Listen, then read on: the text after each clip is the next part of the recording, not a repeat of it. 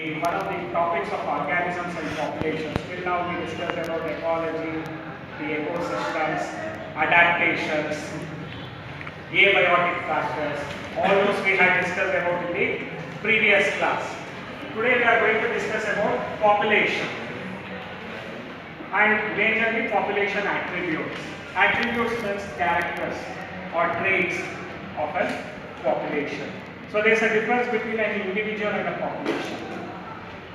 So individual, one species, population is a group of similar species. Okay. So what do we define as species? The population as a group of similar species present in a geographical area, similar geographical area, which are sharing similar resources, and they are also interbreeding. Potential interbreeding is also taking place within the same species. So this interbreeding might be sexual reproduction or asexual method of reproduction. In human beings it is sexual reproduction. In some of the plants it might exhibit asexual reproduction. In bacteria there might be asexual reproduction. So it can be either, interbreeding can be either sexual reproduction or asexual reproduction. Such group of similar species which are living in a similar geographical area, having similar requirement of resources and interbreeding, what do we call that group of species as? We call it as population. That is the definition of population. Okay. Example of population like cormorants in the wetlands. Wetland habitat, you find this cormorants, maybe a type of insect. Okay. Then you find rats in an abandoned area. So you can also look into plants like teakwood trees in a forest area. Deciduous forest, naturally you find many teakwood trees are growing there. Okay. If you are studying those teakwood in a forest area, okay. Then bacteria in a culture plate, culture media you have a bacteria. Curd is also a bacteria is there in that curd, lactobacillus. If you are going to study that population, that group of bacteria, lactobacillus, it's a population. Okay. Then there is lotus plants in a pond. All this you can remember about as examples for population. Not only in animals, but in microorganisms also there are populations. And even in plants we have population, but there we call it as vegetation. We don't use the word population, we use it as vegetation. So remember about that. So natural selection, if you want to study natural selection in a species, you have to study at population level, not at individual level. So natural selection, if you want to study, you can't study it at individual level. You have to study it at population level. Even though there are changes at individual level, the overall population is what is important for us to understand natural selection. Okay. Now, what is population ecology? Study of ecology concerned with population, we call it as population ecology. It's a branch of biology which links ecology with population genetics and evolution. A branch of biology which links ecology with population genetics and evolution, we call it as population ecology. That is the definition of population ecology. Now when the study of population, I told you, is the attributes of population. After that we call it as demography. Study of population of a species, we call it as demography. Now there are certain attributes of population. What are those attributes? One of the attributes we are going to discuss about is birth rate, death rate. In individuals we don't call it as birth rate, death rate. We call it as birth and death. But in a population we call it as birth rate and death rate. Okay. Or it is also called as, instead of birth rate and death rate, per capita of births, per capita of deaths. You can also use those terms. For population we use these terms. So there is a birth rate as well as death rate in a population also. Example they have given in a pond which has, last year it had 20 lotus plants.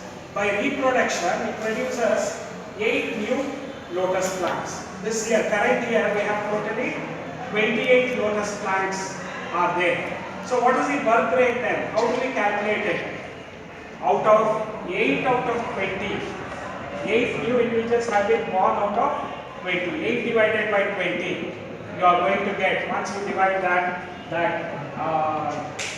answer value, 0.4 offsprings of lotus plants are produced per lotus plant per year. Per lotus plant per year. It is 0.4. As a population you have taken it up, not as an individual. Okay. Then death rate was also similarly, they have given an example of fruit fly. I told you fruit fly is Drosophila melanogaster. Drosophila melanogaster is commonly called as queen of genetics. Okay. Reason is they are utilized for most of the genetic experiments. So Drosophila of plants are Neurospora. Neurospora is a fungal plant. It's a fungi. Okay, Neurospora. So remember about that. So they have taken an example of 40 fruit flies in a certain area. Okay. So what they noticed was 4 of them died within 1 week. In a week they noticed 4 of the fruit flies died. So now you have to calculate what is the per capita death or death rate. So how many of them had died out of 40? 4 out of 40. 4 divided by 40.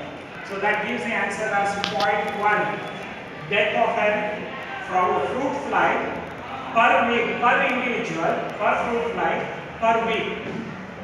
So 0.1 fruit flies per individual per week, that is the death rate of this fruit fly population.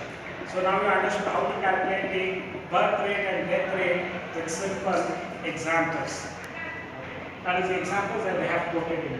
Second attribute of the population that they have discussed is sex ratio. When we are talking about individuals, we talk about their gender or sex as either male or female. But when we are talking about population, we are going to talk about it as the sex ratio. For that, an example. In a population, they have found 60% of them are females, 40% of them are males. That is the sex ratio. 60 is to 40. 60% of them are females, 40% of them are males. Okay. So maybe a female dominated population it is, that you can notice there. So that is about sex ratio. Now when you are considering about age distribution, okay. So age distribution, male and females in human beings, we consider it together with the age distribution. If you are plotting age pyramid, okay, what is age pyramid? If age distribution is plotted for a population, if age distribution occurring within a population is plotted, we call that as age pyramid. So you have 3 types of age pyramids: expanding age pyramids, stable age pyramids, and declining age pyramids. It is based on the reproduction capability. See, in this population of expanding age pyramid, where the population is expanding, it is not declining or stable. What you notice is pre-reproductive, before reproductive stage, like adolescents, all of you are in the pre-reproductive stage. Okay, so this is more, pre-reproductive stage is more. Reproductive stage,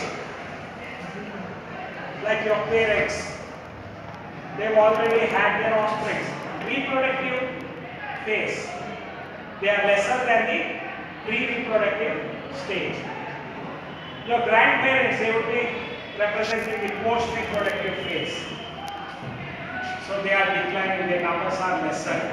So in this population, pre-reproductive of 100 individuals, pre-reproductive 60% is 1. Then it is expanding population. 100 individuals only, 60 of them are pre-reproductive. 30 of them are reproductive. 20 are post-reproductive. Or 10 are post-reproductive. So it is an expanding population. If pre-reproductive stage is more than reproductive and post-reproductive, it's an expanding stage. Stable and ಏನಾಗುತ್ತೆ, pre-reproductive and reproductive, they are of the same numbers. Take an example of 100 individuals in a population. You have plotted an age pyramid for them. You find 30 of them are pre-reproductive, 30 of them are reproductive, and 40 of them are post-reproductive. So here you find reproductive and pre-reproductive are of the same numbers. So this is a stable population. There is no change in population numbers. Stable population. China will be having this because a lot of measures they have taken for curbing the population to have a stable population. Okay. So remember about the stable population where the pre-reproductive and reproductive they have the same numbers. Post-reproductive is lesser than these two. Okay. In stable population, pre-reproductive numbers are very less. This you can notice in Japan. Okay. The number of offsprings are very less. And the reproductive stages are also declining. But the first level of reproductive stage is more. So the post-reproductive are normal.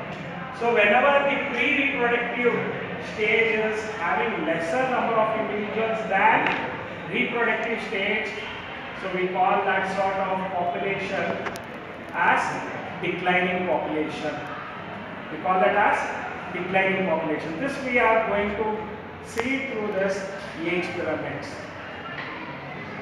This is what you have to remember for this part.